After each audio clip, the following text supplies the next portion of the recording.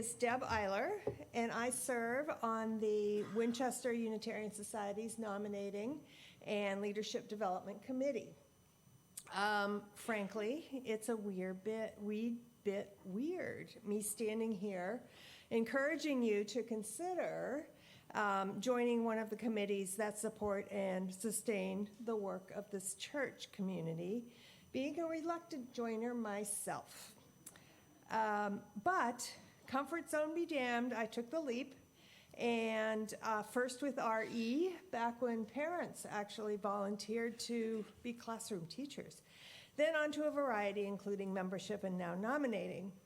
For me, serving on a committee gives me a sense of belonging, a chance to get to know folks a bit better and understand the inner workings of the church a little bit better. That's kind of cool.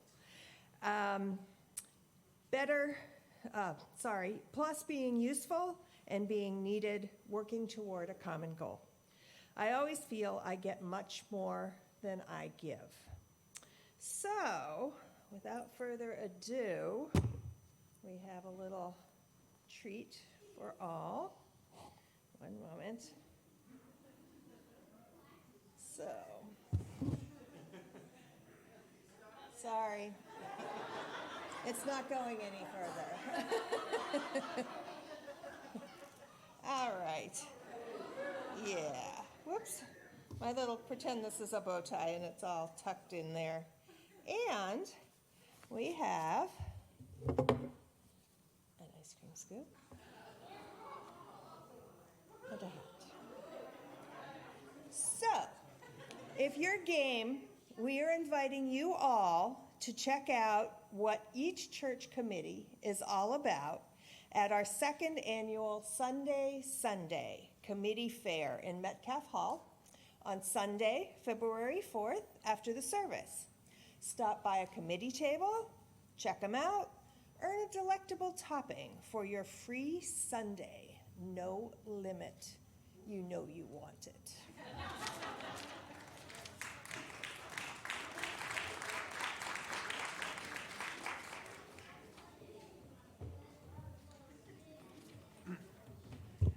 Good morning. Speaking of committees, the music committee and I would like to invite you to our concert this Friday, our annual Jazz in the Sanctuary concert. If you have noticed in your order of service, there's a special little bonus flyer for you. And I invite you to give this to your friends, encourage them to come. As you know, this is a fundraiser for the entire church, so the more people we can get to hear this wonderful concert of the legendary composer and pianist Thelonious Monk. We've got some amazing musicians here on Friday night for your pleasure. So please come, please tell your friends, and let's pack this house. Thank you.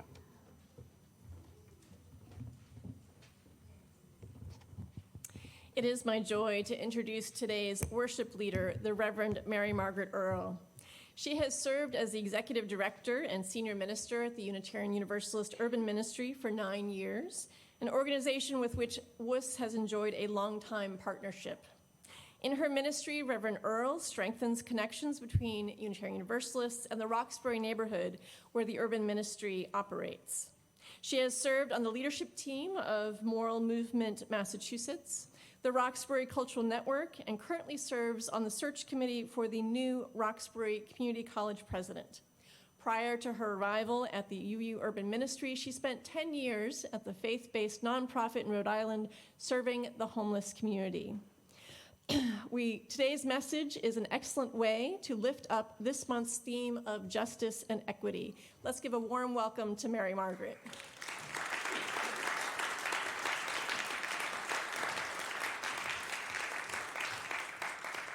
I now invite us to open our hearts and minds to the spirit of worship with her words.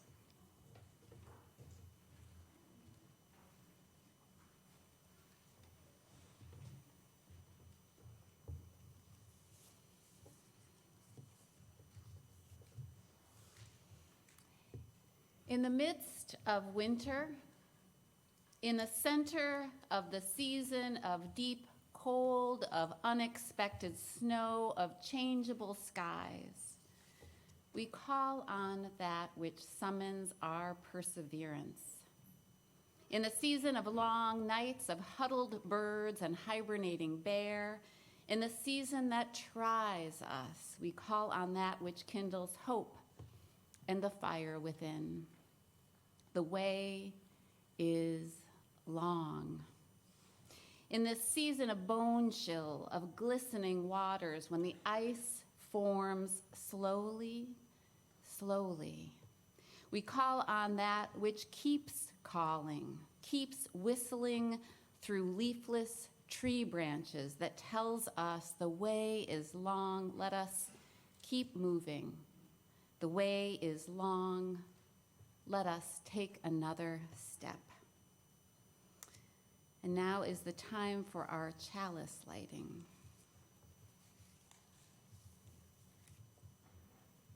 Invite Ken Mitchell to come forward to light our chalice. Oh, hopefully we have Ken with us. Oh, there you are. All right.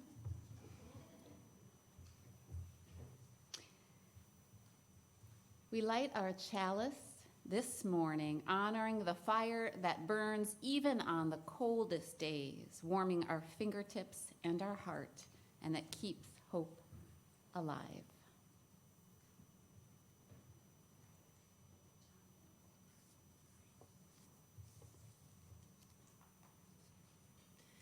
Now rise in body, rise in spirit to join in singing hymn number 168 in the gray hymnal, One More Step.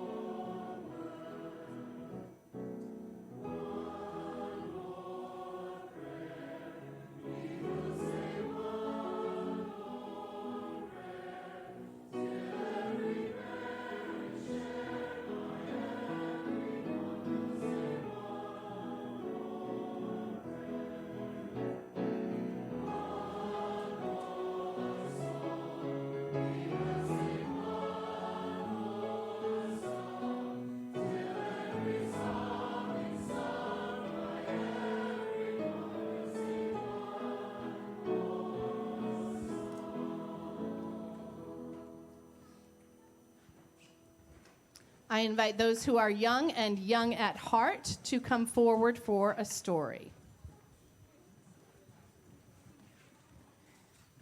Good morning, everybody. Come on up. Good morning. So great to see all these lovely faces this morning. I have a story to read to you today. This is one of my favorite stories, and you're going to want to sit down in front, Olson, so you can see the pictures. All right, so this is a story called Owl Moon, and it has a lot to do with winter, kind of like what Reverend Mary Margaret was talking about earlier, and it also has a lot to do with taking steps, and really, ultimately, it has something to do with hope as well. So this is Owl Moon by Jane Yolen. It was late one winter night, long past my bedtime, when Pa and I went owling. There was no wind, the trees stood still as giant statues, and the moon was so bright the sky seemed to shine. Somewhere behind us, a train whistle blew, long and low, like a sad, sad song. I could hear it through the woolen cap Pa had pulled down over my ears. A farm dog answered the train, and then a second dog joined in. They sang out trains and dogs for a real long time. And when their voices faded away, it was quiet as a dream.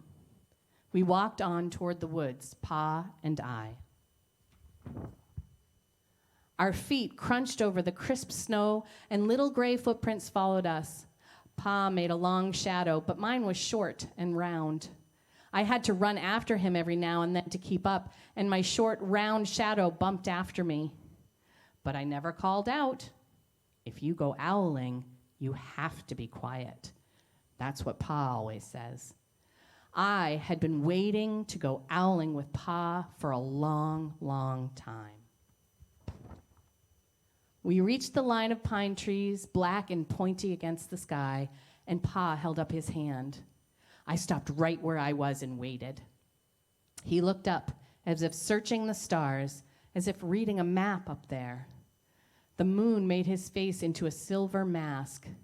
Then he called, "Hoo, hoo, hoo, hoo, hoo, hoo," the sound of a great horned owl. Hoo, hoo, hoo, hoo, hoo, hoo. Again he called out, and then again. After each call, he was silent, and for a moment we both listened. But there was no answer. Pa shrugged, and I shrugged.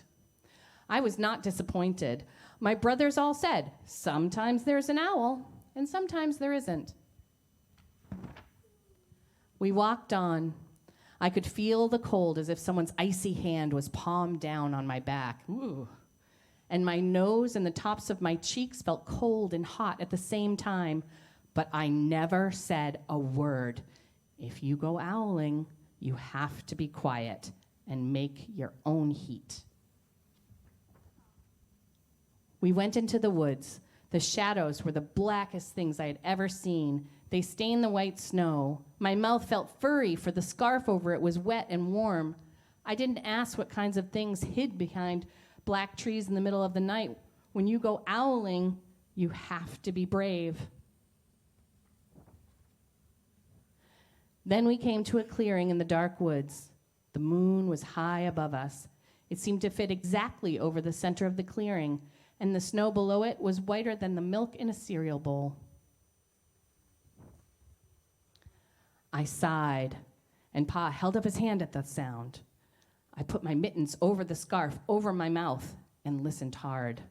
And then Pa called, "Hoo, hoo, hoo, hoo, hoo, hoo. Hoo, hoo, hoo, hoo, hoo, hoo." I listened and looked so hard my ears hurt and my eyes got cloudy with the cold. Pa raised his face to call out again, but before he could open his mouth, an echo came threading its way through the trees. Hoo, hoo, hoo, hoo, hoo, hoo. Pa almost smiled. Then he called back, "Hoo, hoo, hoo, hoo, hoo, hoo," just as if he and the owl were talking about supper or about the woods or the moon or the cold. I took my mitten off the scarf, off my mouth, and I almost smiled too. The owl's call came closer from high up in the trees on the edge of the meadow. Nothing in the meadow moved. All of a sudden, an owl shadow, part of the big tree shadow, lifted off and flew right over us. We watched silently with heat in our mouths, the heat of all those words we had not spoken. The shadow hooted again. Pa turned on his big flashlight and caught the owl just as it was landing on a branch. That owl looks big, doesn't it? Maybe. For 1 minute, 3 minutes, maybe even 100 minutes, we stared at one another. Then the owl pumped its great wings and lifted off the branch like a shadow without sound. It flew back into the forest. "Time to go home," Pa said to me. I knew then I could talk. I could even laugh out loud. But I was a shadow as we walked home. When you go owling, you don't need words or warm or anything but hope. That's what Pa says. the kind of hope that flies on silent wings under a shining owl moon. Now I invite you to sing the children and teachers to church school. The words are in your order of service.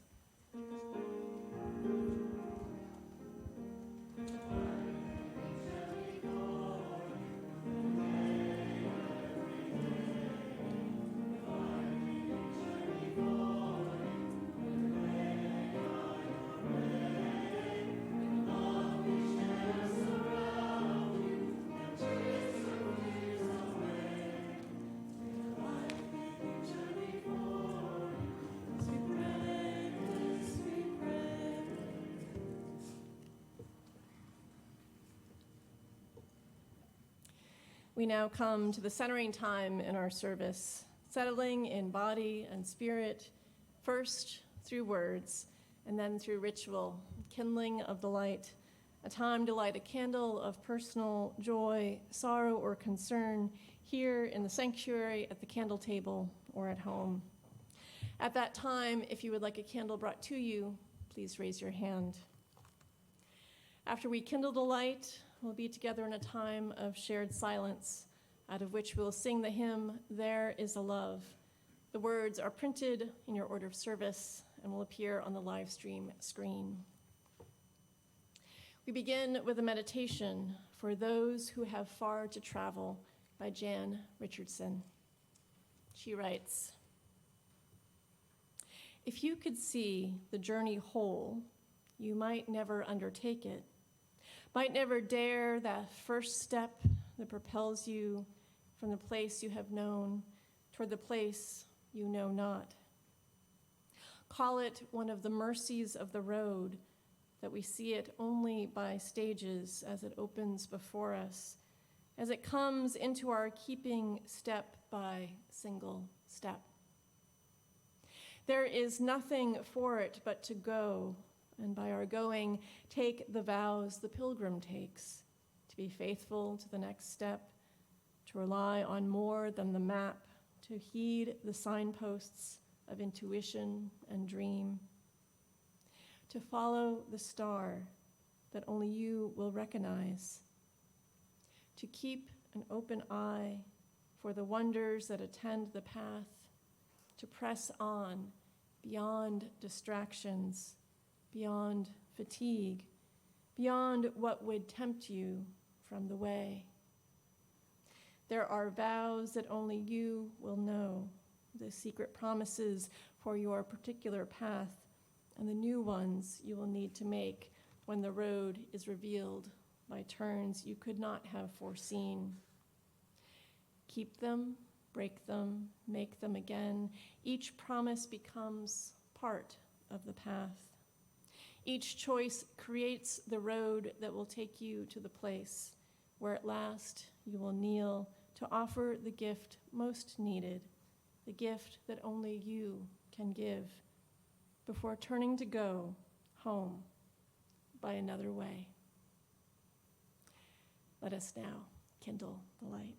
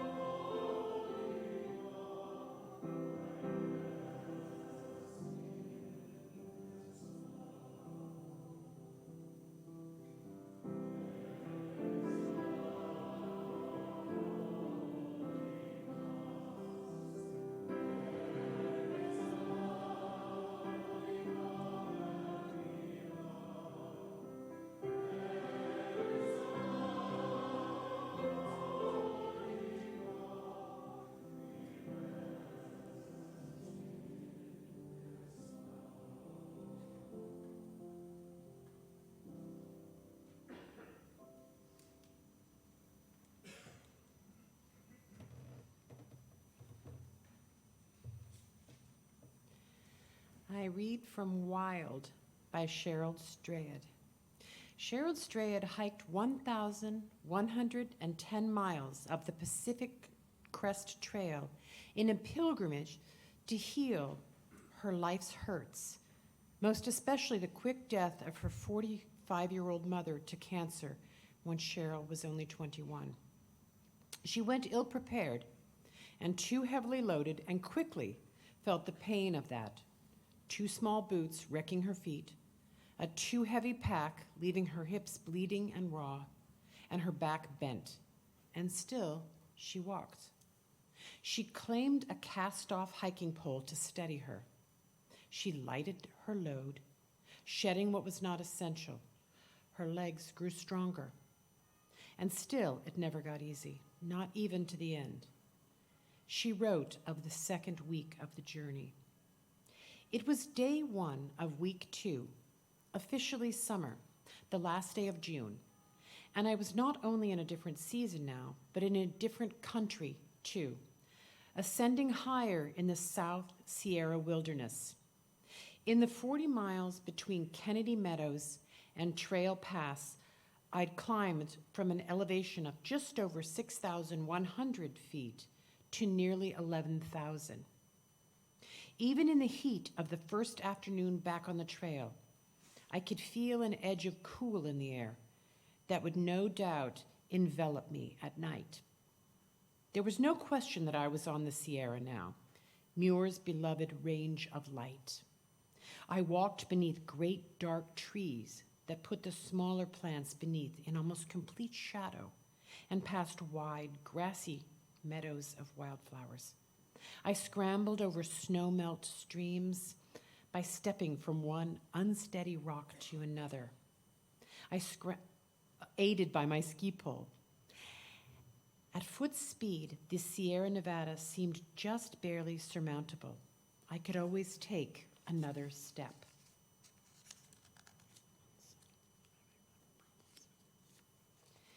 It was only when I rounded a bend and glimpsed the white peaks ahead that I doubted my abilities.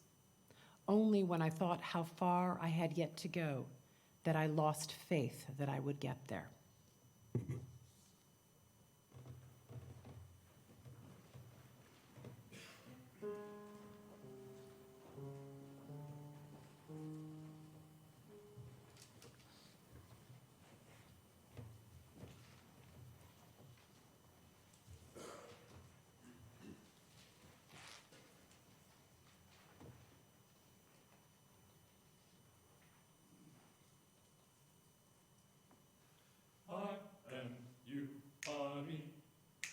That's what I said, I am you are me.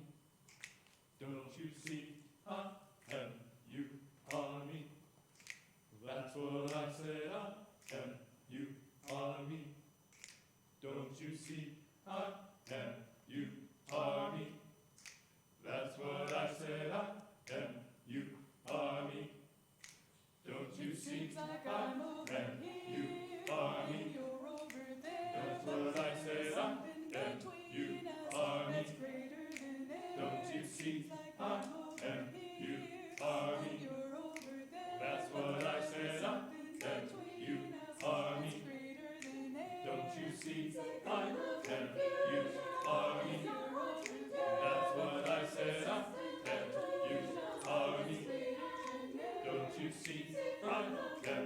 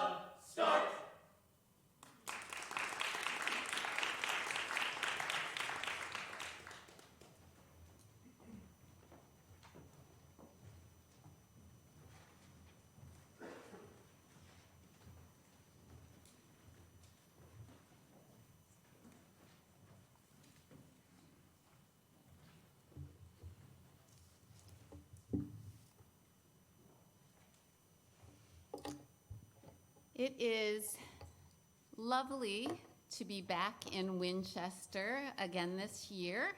And part of that is loving the opportunity to update you on the work of the urban ministry, but it's also an opportunity for me to appreciate the ways that Winchester is involved and has supported the work of the urban ministry through time.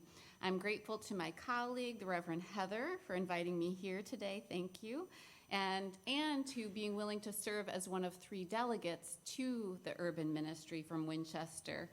The other 2 are Patty Cameron and Gordy McIntosh, and I'm grateful for their efforts to weave us together more closely. Winchester has, through the years, given us many generous grants to support the work of the urban ministry. Thank you for that support. Winchester Friends have done things through the years like painting a section of the urban ministry for us as volunteers. John Kramer has volunteered to bring his jazz trio to perform at our Evening Under the Stars. For many years, Karen Erickson was a devoted urban ministry volunteer and engaged many friends in our work.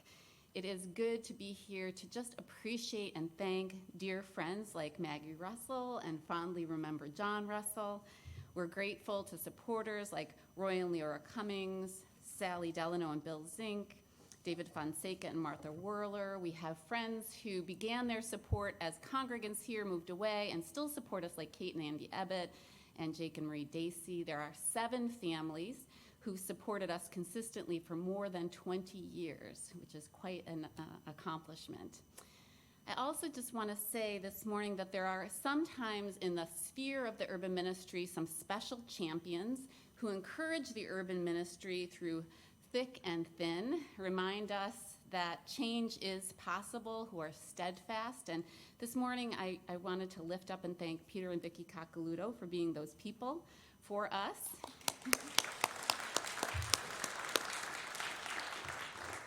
They have both at different times served on the board of the urban ministry, and they are the friends who are very close to us, who we call on for advice, to give us feedback on new programs, new efforts, and so I'm very grateful to be here to appreciate them after the service.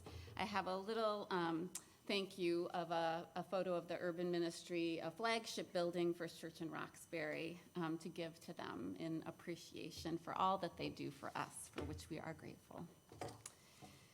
So thank you for all of the ways that Winchester is involved and supports our work. And this morning, I want to begin with a question. How is your heart? I mean, how are you? And how is your heart this morning in the midst of hard news and political news and all the challenges? Climate change and an upcoming election and all of it. How is your heart? The heart that is called has always been called to respond to a world in need of love and justice. How are you and how is your heart? I lift these up as we deepen our worship together this morning. And I ask you to hold it with you. And I begin this morning with a trip this past summer when I passed through Auburn, New York, which is a stone's throw from my hometown in upstate. In the stunning quiet and shimmer of the Finger Lakes near Lake Cayuga's shores, I spotted a sign on Route 34 for the Harriet Tubman House. Intrigued, I stopped in. Of course I knew Harriet Tubman, called the Moses of her people, the woman who claimed her freedom from enslavement and led others through the dark by the light of the North Star to freedom too. I remembered her image in children's books, but not much else, and certainly not that she had once lived so near my childhood places. Harriet, born Araminta Ross, on the eastern shore of the slave state of Maryland, had deep ties in Boston. She visited this region many times, building a network of support and friendship that sustained her efforts to lead others to freedom. And she retired to Auburn on land from her friend William Seward, who was Lincoln's Secretary of State and an Auburn son.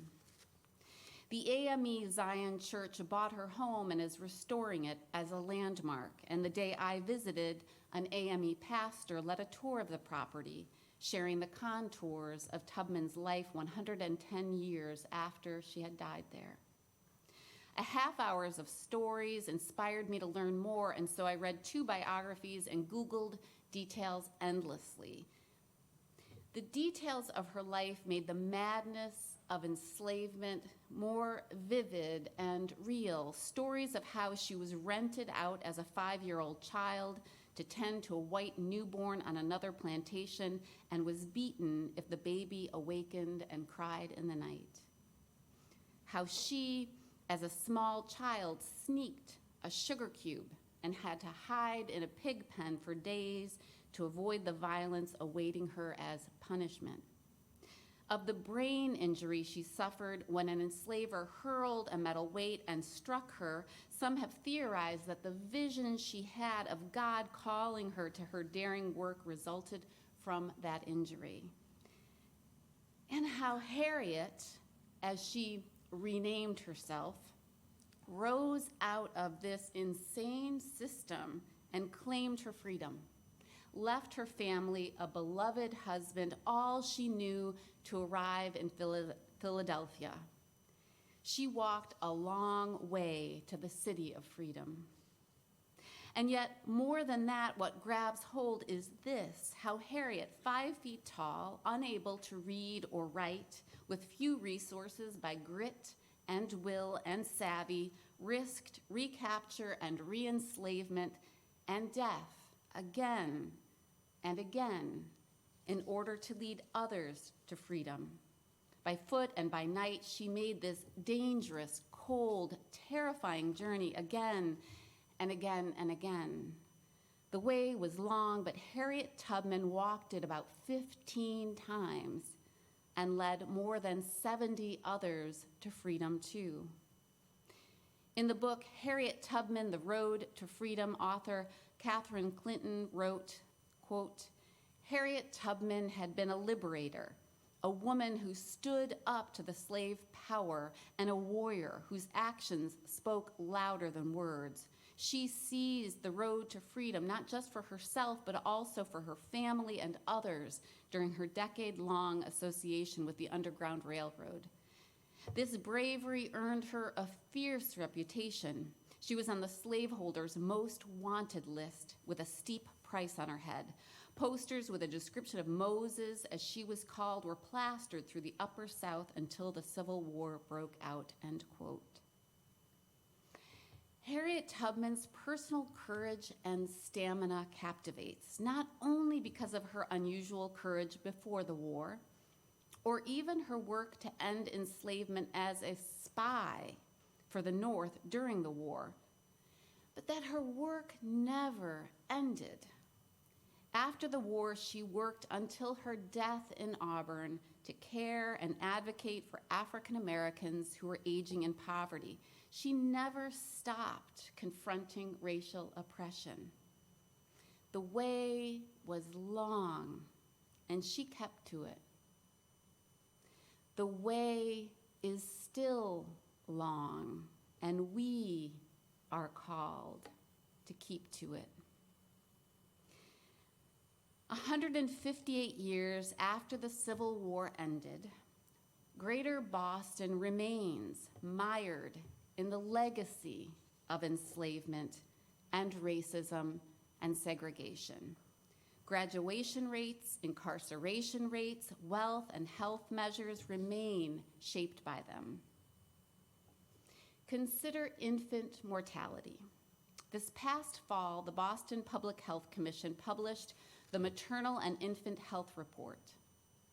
In Boston, Black residents experienced the highest rates of infant mortality, preterm births, and low birth rate. The rate of infant mortality among Black infants in Boston was more than 3 times the rate for white babies. Consider housing. According to the Boston Indicators Project, 66% of Black residents are renters, double the rate of white residents. That means that Black residents are more often vulnerable to spiraling rent increases and then displacement and cannot build the wealth that is earned through home ownership. Consider the racial wealth gap. According to the Boston Indicators Project, racial wealth disparities have grown and not lessened over the past 30 years. Quote, in the United States, economic inequity is inextricably connected to growing racial inequity. By 2019, white wealth was almost 9 times as high as Black wealth. And consider death. The mortality gap remains a stark reminder of racism, with a 23-year difference in life expectancy between Roxbury residents at 68 years and those in Whiteback Bay, 1 mile away, at 91 years. Racism's stamp marks the lives of African Americans from birth through death and at every point in between. It is these realities that drive the Urban Ministry's mission to dismantle racism and white supremacy culture and to envision a greater Boston where all its residents can shape the present and the future. And so we continue to operate programs like our longtime domestic violence shelter, and we also reimagine our work for justice. We're expanding our after-school program for high school students to nurture the next generation of BIPOC leaders. And we're creating career exploration opportunities so that young people can choose their own paths forward. We created our Community Conversations series to highlight the history and impact of racism, this season shining a light on housing policy. We expanded our Roxbury Tours program, celebrating its richness and history, and we're nearing completion of the full restoration of our historic meeting house as a place to serve and celebrate Roxbury. UUs from our 46-member congregations, like Winchester, have helped us in every single one of these changes, and I am proud of what we have accomplished together. And there's so much work to do. Families in our neighborhood are getting pushed out by gentrification. Young people can't get the opportunities they need. Brilliant young people who flourished in our after-school program and graduated from college still cannot find the jobs that they want. The way is long. From our reading by Cheryl Strayed, quote, at foot speed, the Sierra Nevada seemed just barely surmountable. I could always take another step. It was only when I rounded a bend and glimpsed the white peaks ahead that I doubted my abilities. Only when I thought how far I had yet to go that I lost faith that I would get there. What we need is to take another step, and another, and another. In our work at the UU Urban Ministry and in the work that we all do for justice individually and collectively, we need to take another step. We need to keep walking forward even when it's daunting and steep and hard. And so I return to the question from the beginning. How are you, and how is your heart? What do you need to keep pressing forward for justice? How are you doing on the journey, on the long way? This morning, in a moment, I'm going to invite you to honor what you need to keep on your path for justice in whatever ways you feel called, to fight climate change, for trans rights, to bring music to all, to shelter immigrants, or to work for racial justice. Whatever calls you, I invite you to breathe in and to think about what you need for the next step on the long way. Sometimes we need community. Harriet Tubman needed it. She was sometimes alone in her underground rescues, but she was also encouraged and sustained by a web of like-minded abolitionists. In them, she found encouragement and support. The Underground Railroad was possible only because people committed to change worked together to form an unbroken line from enslavement to freedom. Sometimes we need to be part of a group that's working together for common goals, to encourage one another forward. Sometimes we need community. Sometimes we need silence and to nurture our inner spiritual lives, to put down our cell phones and the pinging and the buzz and the dizzying array of headlines, and breathe and connect with that which is bigger than we are. Sometimes we need to nurture the spiritual. Sometimes we need to remember that we are enough. What we offer, our gifts, our talents, are fully sufficient for the call.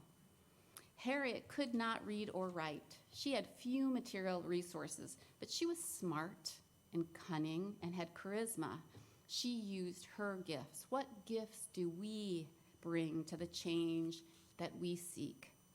Artist, activist, builder, speaker, organizer, dancer, listener. Sometimes we need to remember that we are enough.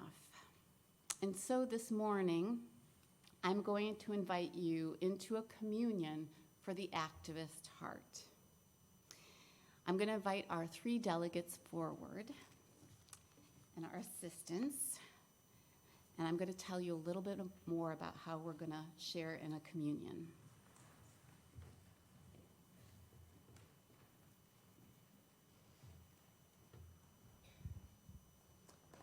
Thank you.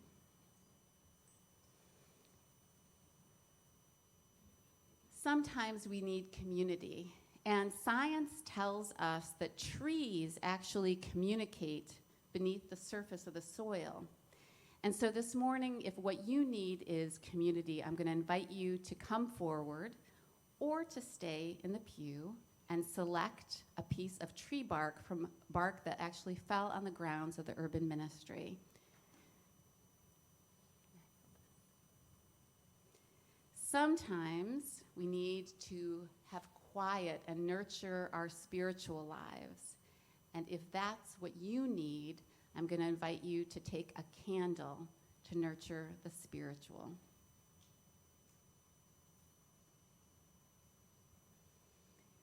And sometimes we need to remember that we are enough. And if that's what you need to remember for your journey, I'm going to invite you to take a stone to remain grounded in the knowledge that you are enough. So you are going to be invited to either come forward and select what you need for your journey, or to remain where you are, to raise your hand. And I believe we have someone who's going to bring these options to you in the pew. Come, whoever you are. Please take what you need as a communion for the activist heart.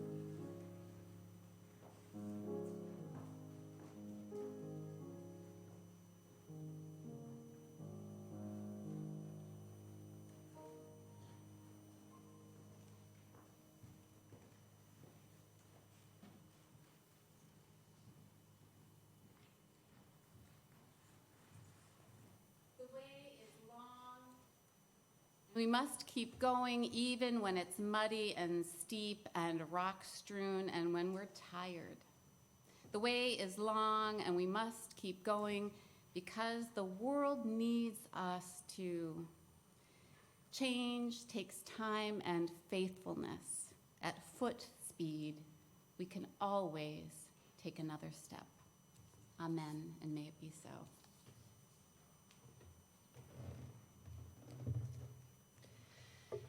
Now comes the time in our service when we make an offering to support this self-supporting church and its many ministries. This is an important time to support this important community.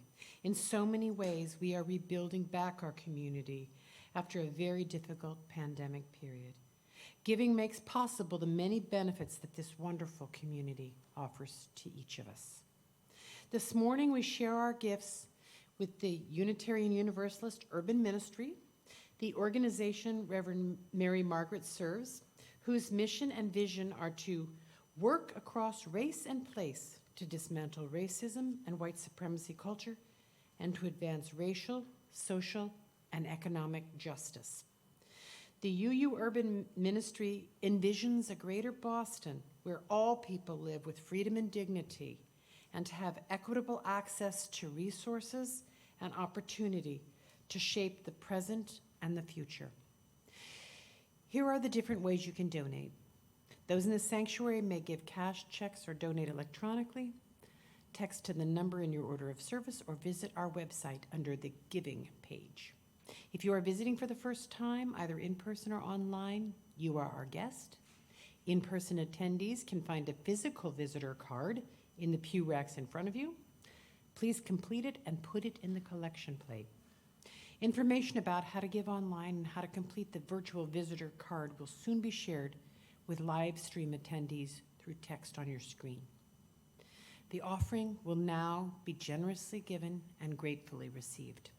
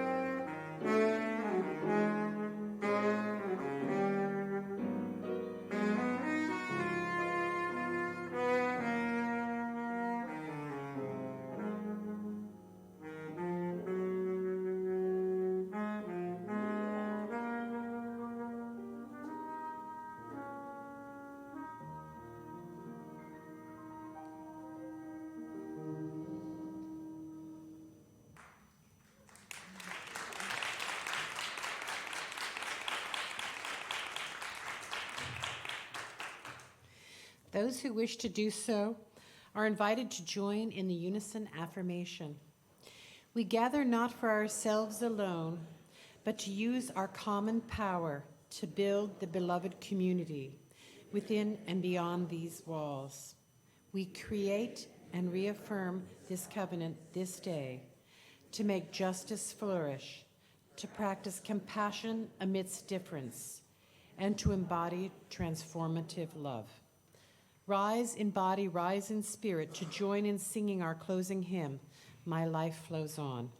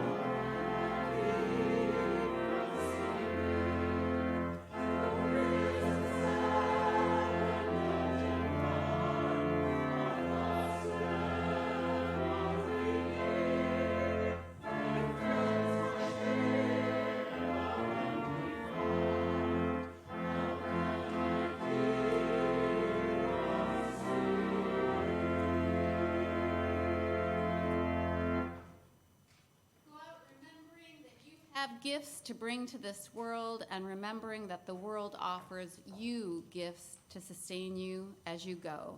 Go out in peace and hope.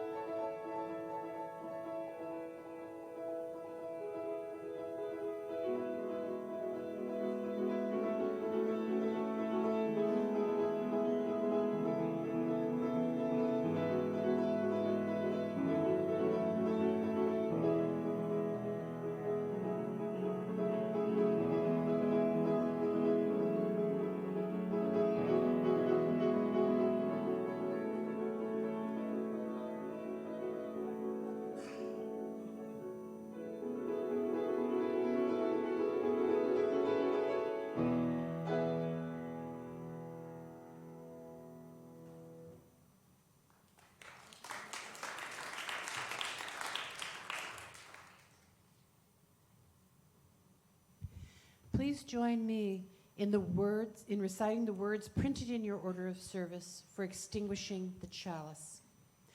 We extinguish this flame, but not the light of truth, the warmth of community, or the fire of commitment.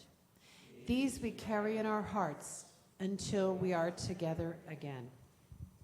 This service has ended, but our life of service continues. Please join us in Metcalf Hall. Thank you.